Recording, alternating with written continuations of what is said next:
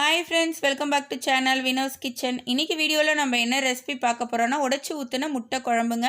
அவ்வளோ ஒரு டேஸ்ட்டாக இருக்கும் இந்த குழம்பு. எப்படி பண்ணுறதுன்னு பார்க்கலாம், வாங்க வீடியோக்குள்ளே போகலாம். அதுக்கு முன்னாடி சேனலை சப்ஸ்கிரைப் பண்ணாதவங்க ப்ளீஸ் சப்ஸ்கிரைப் பண்ணிக்கோங்க. பக்கத்தில் இருக்க பெல் ஐக்கானையும் மறக்காமல் ப்ரெஸ் பண்ணிக்கோங்க. என்னோடய வீடியோஸ் நோட்டிஃபிகேஷன் உங்களுக்கு வரும். என்னோடய எல்லா வீடியோஸையும் பாருங்கள். ஒரு பேன் வச்சுக்கோங்க. நான் மண் சட்டி எடுத்திருக்கேங்க. உங்ககிட்ட இருந்துச்சுன்னா நீங்களும் மண் சட்டியே யூஸ் பண்ணுங்கள். அவ்வளோ ஒரு டேஸ்ட்டாக இருந்துச்சு மண் சட்டியில் நான் வைக்கும்போது குழம்பு. 3 டேபிள் ஸ்பூன் அளவு ஆயில் எடுத்துக்கிறேன். ஆயில் நல்லா சூடானதுக்கப்புறம் 1/2 டீஸ்பூன் அளவு கடுகு சேர்த்துக்கோங்க. 1/4 டீஸ்பூன் அளவு வெந்தயம் சேர்த்துக்கோங்க. 1/2 டீஸ்பூன் அளவு ஜீரகம் சேர்த்துக்கோங்க. எல்லாம் பொரிஞ்சு வந்ததுக்கப்புறம் 2 காஞ்ச மிளகாயை அதோட சேர்த்துக்கோங்க. 1 கப் அளவு வெங்காயத்தை நல்லா பொடியாக நறுக்கி எடுத்து வச்சுருக்கேன், அதையும் இதோட சேர்த்துக்கலாம். வெங்காயத்தை சேர்த்து நல்லா வதக்கி விடுங்க. நல்லா பொன்னிறமாக வரணும் வெங்காயம். நல்லா வதக்கிக்கலாம். நம்ம ஓரளவு வெங்காயம் வதங்கினதுக்கு அப்புறமுமே நம்ம பூண்டை ஆட் பண்ணிக்கலாம். ஒரு 10 பல் பூண்டு ஆட் பண்ணிக்கிறேன். பூண்டையும் சேர்த்து வதக்கி விடுங்க. இப்போ இதுக்கு தேவையான அளவு உப்பையும் நம்ம வெங்காயத்தோட சேர்த்து வதக்கிக்கலாம். நல்லா வெங்காயம் வதங்கி வந்துருச்சு. இப்போ 2 பழுத்த தக்காளியை நான் கட் பண்ணி வச்சுருக்கேன், அதையும் எடுத்து இதோட சேர்த்துக்கிறேன்.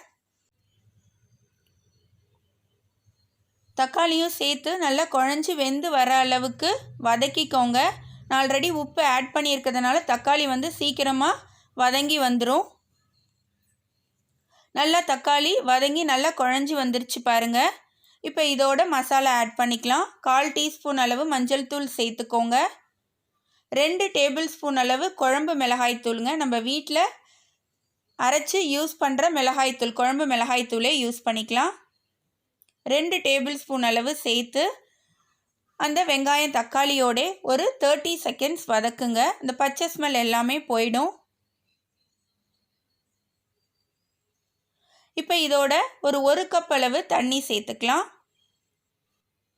இதோட புளி தண்ணியும் நம்ம ஆட் பண்ணிக்கலாம். ஒரு பெரிய லெமன் சைஸ் அளவு புளியை ஊற வச்சு கரைச்சி எடுத்து வச்சுருக்கேன், அதையும் இதோட நான் இப்போ சேர்த்துக்கிறேன்.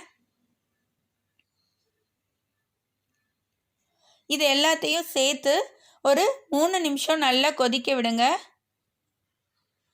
மிக்ஸ் பண்ணிவிட்டு 3 நிமிஷம் அளவு கொதிக்க விட்டுருங்க.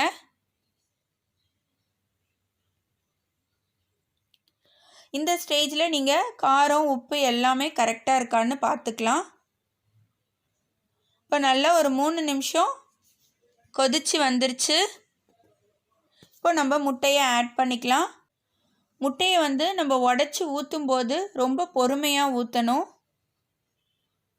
அப்போ தான் நம்ம ஊற்றின முட்டை அதே இடத்துல நல்லா வெந்து வந்துடும். பொறுமையாக ஊற்றுங்க. ஒரு 4 முட்டை நான் ஊற்றிருக்கேன். நான் இப்போ செஞ்சுருக்கிற குழம்போட அளவுக்கு 4 முட்டை உடச்சி ஊற்றினோன்னா கரெக்டாக இருக்கும். 4 முட்டையும் உடச்சி ஊற்றிட்டு ஒரு 5 நிமிஷம் நம்ம அப்படியே விட்டுடணுங்க. மூடி போட்டு மூடி அப்படியே வேக வச்சிடணும். 5 நிமிஷம் வேக வைங்க. நல்ல முட்டை வெந்து வந்துடும் பாருங்கள். மேலே தெரியுது நமக்கு வெந்தது. இப்போ கரண்டி வச்சு அப்படியே முட்டையை இருக்கிற இடத்துலேருந்து அப்படியே எடுத்து விடணும். நம்ம மிக்ஸ் பண்ணக்கூடாது. பாருங்கள், கரண்டியில் எடுக்கும்போதே தெரியுது நல்லா வெந்து வந்துருச்சு. மிக்ஸ் பண்ணி விடாமல் அப்படியே எடுத்து விடுங்க மேலே.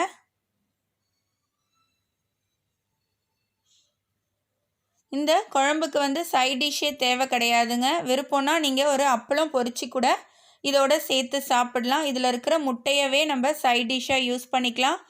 அவ்வளோ ஒரு சுவையாக இருக்குங்க இந்த முட்டை குழம்பு. சூடான சாதத்தில் நம்ம இந்த முட்டை குழம்பை ஊற்றி சாப்பிடும்போது அவ்வளோ ஒரு டேஸ்ட்டாக இருக்கும். கொத்தமல்லி இலையை தூவி ஸ்டவ் ஆஃப் பண்ணிவிடுங்க. நான் மண் சட்டி யூஸ் பண்ணியிருக்கேங்கிறதுனால அந்த சூடு கொஞ்சம் நேரத்துக்கு அப்படியே இருக்கும். கண்டிப்பாக இந்த ரெசிபியை நீங்களும் வீட்டில் ட்ரை பண்ணுங்கள். உங்களுக்கு இந்த ரெசிபி பிடிச்சிருந்ததுன்னா லைக் பண்ணுங்கள், ஷேர் பண்ணுங்கள். எப்படி இருந்துச்சுன்னு எனக்கு கமெண்ட் பண்ணுங்கள்.